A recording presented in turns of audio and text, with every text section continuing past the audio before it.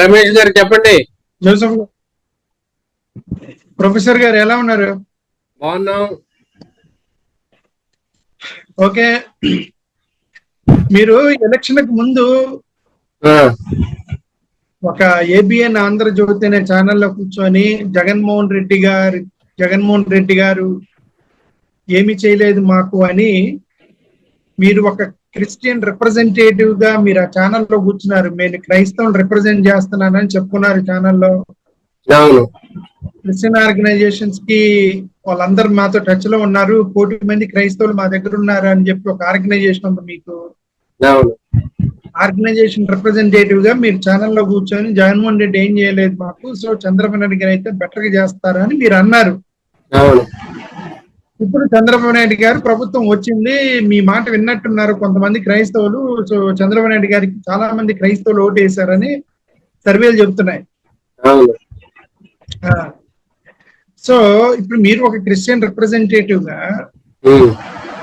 ఇప్పుడు ప్రభుత్వం వచ్చిన తర్వాత తెలుగుదేశం ప్రభుత్వం నుండి క్రిస్టియన్స్ కి ఏం చేపించబోతున్నారు చంద్రబాబు నాయుడు గారి ద్వారా? క్రైస్తవులకి మొట్టమొదట వాళ్ళకి చర్చిలకి పర్మిషన్ కావాలి.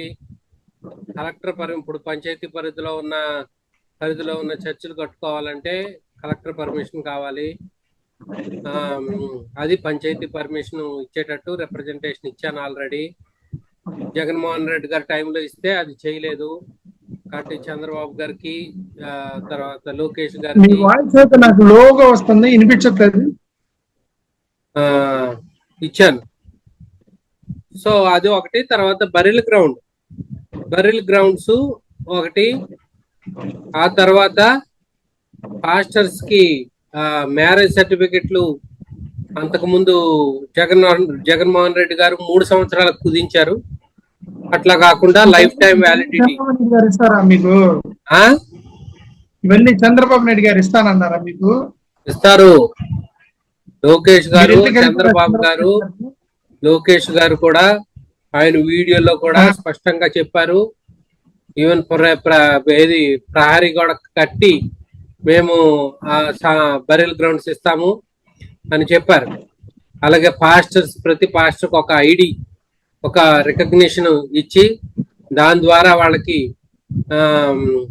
మిగతా పథకాలన్నీ అమలయ్యేటట్టు చేస్తామన్నారు. ఆ తర్వాత చర్చిల ఆస్తులు అన్యాక్రాంతం అయిపోకుండా దానికి చట్టం తీసుకొస్తామన్నారు. సో ఇవే కాకుండా ఇంకా చేస్తారు. అలాగే నేను అందే ఇవన్నీ తెలుగుదేశం వాళ్ళు మీకు చేస్తా ఉన్నారు. ఎలక్షన్ అయిపోయిన తర్వాత, ముఖ్యమంత్రి అయిన తర్వాత అన్నారా? ఎలక్షన్ ప్రామిస్ అని మీరు చెప్పేది? ఎలక్షన్ ప్రామిసే. Election promise. అక్కడ స్కూల్ పిల్లలకే దిక్కులేదు, స్కూల్ పిల్లలకే అమ్మ ఒడి పెడతా ఉన్నారు, అది ఇప్పుడు కాదు నెక్స్ట్ ఇయర్ ఇస్తామంటున్నారు. చాలా ప్రోగ్రామ్స్ కాదు, ఎలక్షన్ ప్రామిస్ కాదు. ఎలక్షన్ అయిపోయిన తర్వాత ఏం చేపించబోతున్నారు మీరు? ప్రామిస్ వదిలేయండి. అక్కడ 1:45 నిమిషాలు చెప్పినవి అన్ని చేపిస్తామండి. ఈ చెప్పినవి ఇప్పుడు ఒక 6 months సెట్లింగ్ టైం అండి. సూపర్ 6 ఇయడానికి కింద మీద పడుతున్నారు, అది కుదరదులే కానీ అవన్నీ. అది కాదు, ఇప్పుడు 6 months సెట్లింగ్ టైము, పాలసీలు ఇవన్నీను. ఇప్పుడు కంప్లీట్ బడ్జెట్ కూడా లేదు కాబట్టి నెక్స్ట్ ఏప్రిల్కి బడ్జెట్ అలకేట్ అవుతుంది. ప్రతి కార్పొరేషన్ కి బడ్జెట్ అలర్ట్ అవుతుంది. ఇవన్నీ చేపిస్తాం.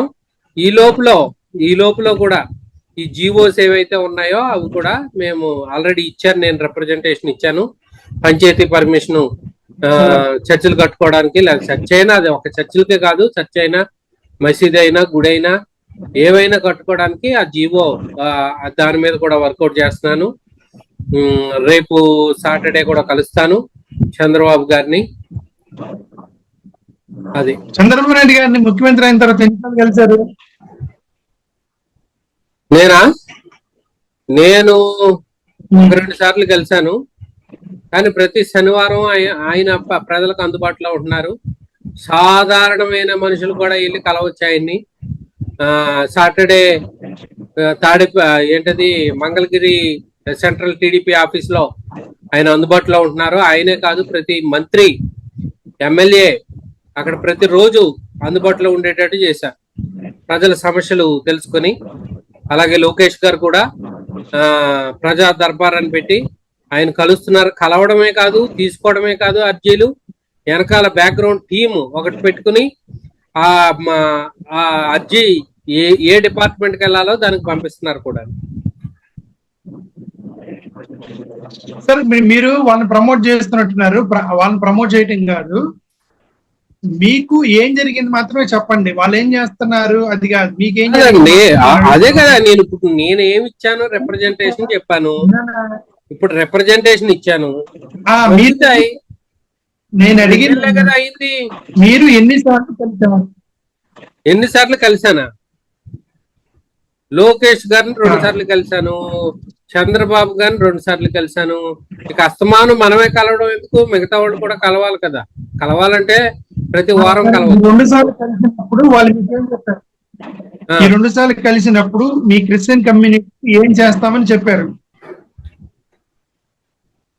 ఏం చేస్తాం ఆల్రెడీ చెప్పారు. ఇప్పుడు ఇచ్చినవి కూడా చూస్తామన్నారు, చేస్తారు. చేసినాక చేసామని చెప్తామండి. ఓకే, ఇవన్నీ చేస్తారు. 3 చెప్పండి. ఈ 3 చెప్పాను కదా. మాకు చాలా ఇంపార్టెంట్ బరీల్ గ్రౌండ్స్, తర్వాత చర్చిలు రక్షణ కావాలి, తర్వాత చర్చిలు కట్టుకోవడానికి ఈజీ పర్మిషన్ ఉండాలి, ఆ తర్వాత మా ఏంటది చర్చిలు కట్టుకోవడానికి లోన్స్ కావాలి. లోన్స్ గ్రాంట్స్ ఇస్తారు కదా, అవి కావాలి. ఇవన్నీ జరుగుతాయి. చర్చిలకి రక్షణ అవసరం లేదులేండి జోసెఫ్ గారు. ఎందుకు? దాడులు జరుగుతున్నాయి కదా. ఎందుకు జరుగుతాయి? మీ ప్రభుత్వం వాళ్ళ ప్రభుత్వం వాళ్ళు చేయరనా? జగన్ గారి ప్రభుత్వం వాళ్ళు చేస్తారు చెడ్డ పేరు తీసుకురావడానికి అంతే. బీజేపీ ప్రభుత్వంలో ఎప్పుడు అల్లర్లు జరగవు. జగన్మోహన్ రెడ్డి గారు అయితే ఈయన పేర్లు చెడ్డ పేరు రావాలని వాళ్ళు అప్పుడు దాడులు చేస్తారు. వాళ్ళు చేశారు, జగన్మోహన్ రెడ్డి గారు చేసుకున్నారు. కానీ లేకపోతే జగన్మోహన్ రెడ్డి గారు సరైన పాలన లేకపోవడం వల్ల, సరైన నాయకులను పెట్టలేకపోవడం వల్ల దాడులు జరిగాయి. సరే, అది వదిలే. ప్రభుత్వంలో జోసెఫ్ గారు ఎన్డీఏ ప్రభుత్వంలో మీ చర్చలకి ఏం డోకా లేదు. ఓకే, వాళ్ళ ప్రభుత్వంలో వాళ్ళు గొడవలు చేయరు. అవన్నీ గొడవలు చేస్తారు. మాకు దాడులు జరగకుండా ఉండాలి. పొలిటికల్. సో ఇప్పుడు నామినేటెడ్ పోస్టులు కూడా ఇస్తున్నారు వెరీ షార్ట్లీ. మేము కూడా చెప్పాం, కమ్యూనిటీకి చేసే వాళ్ళకి, కమ్యూనిటీకి పార్టీకి రెండాటికి చేసిన వాళ్ళని కన్సిడర్ చేస్తే అటు కమ్యూనిటీ ఇటు పార్టీ బెనిఫిట్ అవుతుంది అని కూడా చెప్పాం. జగన్మోహన్ రెడ్డి గారు సరైన నాయకులను ఎన్నుకోకపోవడం వల్లే ఆ పరిస్థితి వచ్చింది అని కూడా చెప్పాం. ఎందుకంటే ఆయన జగన్మోహన్ రెడ్డి గారు కమ్యూనిటీకి చేసే వాళ్ళని ఎన్నుకోకుండా ఏదో ఏంటి పొలిటికల్ ఒక పొజిషన్ ఇవ్వాలి కాబట్టి ఇచ్చినట్టుంది. ఆయనకి ఏమి లీడర్స్ కానీ, ఎమ్మెల్యేలకు కానీ, మంత్రులకు కానీ ఎవరికి పవర్ లేకుండా అయిపోయింది. సో దానివల్ల ఆయన ఆ పరిస్థితికి వచ్చాడు. కాబట్టి సమాజానికి ఊరికనే ఏదో పర్సనల్ బెనిఫిట్ కోసం పొజిషన్ తీసుకోకుండా సమాజానికి స్పృహ ఉన్న వాళ్ళు, సో వాళ్ళకి ఇస్తే బెనిఫిట్ ఉంటుందని చెప్పాం. తప్పనిసరిగా ఆయన చాలా కసరత్తు చేస్తున్నారు. తప్పనిసరిగా అలాంటి వాళ్ళకి ఇస్తారని ఆశిస్తున్నాం. ఏ పార్టీకి చెందిన వాళ్ళు? ఏ పార్టీ అయినా ఇప్పుడు ఉన్న ఎన్ని పార్టీలు, కాంగ్రెస్, బీజేపీ, లేకపోతే అన్ని పార్టీలోనూ ఫ్యానటిక్స్ ఉంటారు, లేకపోతే అన్ని మతాల్లోనూ ఫ్యానటిక్స్ ఉంటారు. సో ఎవరైనా కావచ్చు. ఇప్పుడు జనరల్ గా ఏది బీజేపీ వాళ్ళు, ఆర్ఎస్ఎస్ వాళ్ళు దాడులు చేస్తారంటున్నారు కదా. సో ఎవరైనా బీజేపీయా లేకపోతే వాళ్ళకి దేనికి సంబంధించిన వాళ్ళు, లేకపోతే దేనికి సంబంధించిన మీరు ఆ బీజేపీ వాళ్ళతోనే పొత్తులో ఉన్నారు కదా, మరి చంద్రబాబు నాయుడు గారు చెప్తారా బీజేపీ వాళ్ళకి? ఎందుకు చెప్పరు? పవన్ కళ్యాణ్ గాని, చంద్రబాబు గారు గాని ఏదైనా న్యాయం ఉన్నప్పుడు వాళ్ళు కూడా చెప్తారండి. పవన్ కళ్యాణ్ ఒక మీటింగ్ లో అన్నారు, మీరు ముస్లిమ్స్ కానీ, క్రిస్టియన్స్ కానీ మీరు ఏదో బీజేపీ ఏదో భూతం లాగా చూడొద్దు, నేనున్నాను మీకు అని. మనకు సరిగా వాళ్ళకి రక్షణ ఉంటే మరి మీకు రక్షణ ఎందుకు?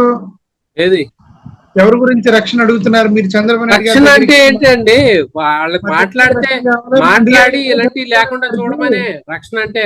ఒకవేళ జరిగితే ఎప్పుడైనా జరగచ్చు. ఏ సొంతోళ్ళు చేయలేరా? ఆ పార్టీ బీజేపీ వాళ్ళనే చేస్తారా? ఏం వైఎస్ఆర్సీపీ నుంచి కూడా దాడులు జరగచ్చేమో. వైఎస్ఆర్సీపీలో వాళ్ళు ఎవరు దాడులు చేస్తారు అనుకుంటున్నారు? ఎవరైనానండి, ఎవరైనా చేయొచ్చు. మనం ఏం చెప్తాం? చర్చల మీద వైఎస్ఆర్సీపీ వాళ్ళు దాడులు చేస్తారా? చేయొచ్చు. అక్కడ చూపించండి ఇన్సిడెంట్. క్రిస్టియన్ బింగ్ అంతా లాక్కోవాలని చేయొచ్చేమో.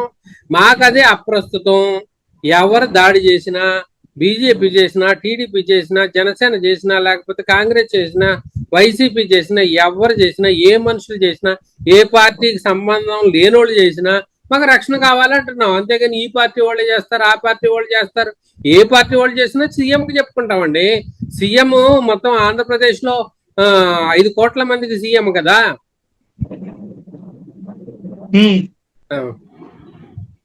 Okay fine. ఇంకేంటి మరి పాస్టర్లకి ఏదో డబ్బులు ఇస్తాము అన్నారా, నిజమేనా? పాస్టర్లకు డబ్బులు కాదు, హానోరియం. అదే ఆనరోరియం, గౌరవ వేతనం.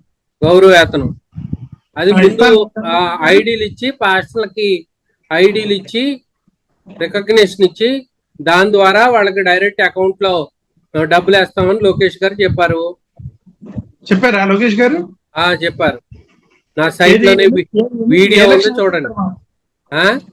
ఎలక్షన్ అయిపోయిన తర్వాత ఎలక్షన్ అయిపోయిన తర్వాత కూడా చెప్పారు, అవ్వకముందు కూడా చెప్పారు.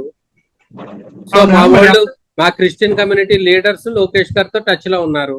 తప్పనిసరిగా ఆయన వాళ్ళు చేపిస్తారు. మరి ఆర్ఎస్ఎస్ ఒప్పుకుంటారా? ఎందుకంటే జగన్మోహన్ రెడ్డి ప్రభుత్వంలో వాళ్ళకి నెలకు 5,000 జీతం ఇస్తే మరి సెంట్రల్ గవర్నమెంట్ కి లెటర్ రాసి కోర్టుకి వేసింది వాళ్ళే కదా. రఘురామకృష్ణరాజు గారు వీళ్ళందరూ కోర్టుకి వేశారు కదా. ఏమనేసారు వాళ్ళు వేసింది?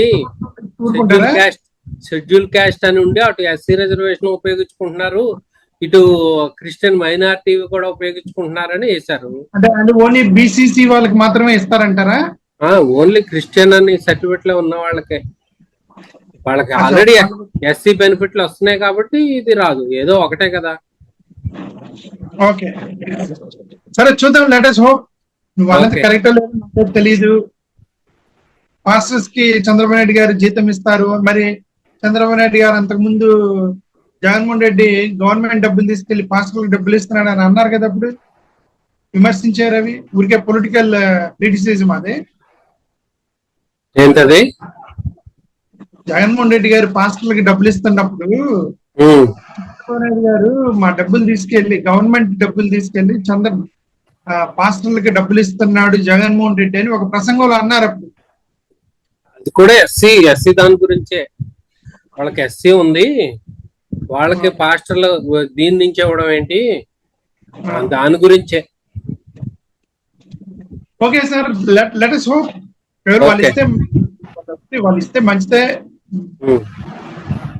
అట్లా ఎలాంటి రిలీజియస్ కాన్ఫ్లిక్ట్ లేకుండా, రిలీజియస్ డిస్క్రిమినేషన్ లేకుండా ఏ ప్రభుత్వం నడిచినా సరే విల్ అప్రిషియేట్ 100%. ఓకే. చంద్రబాబు గారికి మతం లేదంటే అందరినీ సమానంగా చూస్తారని నా అభిప్రాయం. వరకు ఎవరితో పొత్తు పెట్టుకున్నాడు? ఆయనకి లేకపోవచ్చు. ఆయనకి ఎవరితో పొత్తు పెట్టుకున్నాడు? మరి వాళ్ళు ఒప్పుకోవాలి, ఎలియన్స్ పార్ట్నర్స్ ఒప్పుకోవాలి కదా. ఎవరైనా గానీ కన్విన్స్ చేసేదాన్ని బట్టి ఉంటది. మేము అలాగే అభిప్రాయపడ్డాం. జగన్మోహన్ రెడ్డి గారు మోదీ గారిని కన్విన్స్ చేయలేకపోతున్నాడు. ఆయన కేసుల వల్ల దేని వల్ల కన్విన్స్ చేయలేకపోతున్నాడు. కాబట్టి చంద్రబాబు గారు అయితే ఆల్రెడీ ఇప్పుడే కాదు, 2014లో 2 గవర్నమెంట్లు చూసుకుంటే 14 నుంచి 19, 19 నుంచి 24 మోడీ గవర్నమెంట్ తో పొత్తు ఉండగానే మాకు 430 కోట్లు ఎంతో ఆ ఫిగర్ అటు ఇటు ఆయన ఖర్చు పెడితే ఈయనేమో 107 కోట్లు ఖర్చు పెట్టాడు, ఇంక్లూడింగ్ పాస్టర్స్ ఆనోరియం జగన్మోహన్ రెడ్డి గారు. కాబట్టి అవన్నీ ఆలోచించుకునే చంద్రబాబు గారి నాయకత్వం అయితే బాగుంటదని దానికి సపోర్ట్ చేయడం జరిగింది. ఏదో ఫిగర్ చెప్పావు. యాక్చువల్గా నాకు ఆ ఫిగర్ తెలీదు. జగన్ ఎంత ఖర్చు పెట్టారు, చంద్రబాబు నాయుడు ఎంత ఖర్చు పెట్టారు నాకు తెలియదు. అది తెలియకుండా నాట్ డిస్కస్ ఆల్ దిస్. అవన్నీ ఆర్టీఐఎస్ తెచ్చినవే. ఆయన ఒక చర్చికి ₹1 ఇచ్చిన ఇది కూడా ఉంది. కాబట్టి చర్చిలకు ఆయన చాలా ఇచ్చారు. జగన్మోహన్ రెడ్డి గారు ఒక్క చర్చికి కూడా ఇవ్వలేదు. సో చంద్రబాబు గారు శాంక్షన్ చేసినవి కూడా క్యాన్సిల్ చేశారు. సో అవన్నీ ఆర్టీఐఎస్ తెచ్చినాయే. మొత్తం అన్ని కలుపుకుని ఏవి ఇచ్చినా, చర్చిలకు ఇచ్చినా, లేకపోతే ఆనోరియం ఇచ్చినా, ఏమి ఇచ్చినా అన్ని యెరూషలేము యాత్రతో అన్ని కలిపి 107 crores అంతే, ఇంకేమీ లేదు. అసలు కార్పొరేషన్ కే బడ్జెట్ లేదు.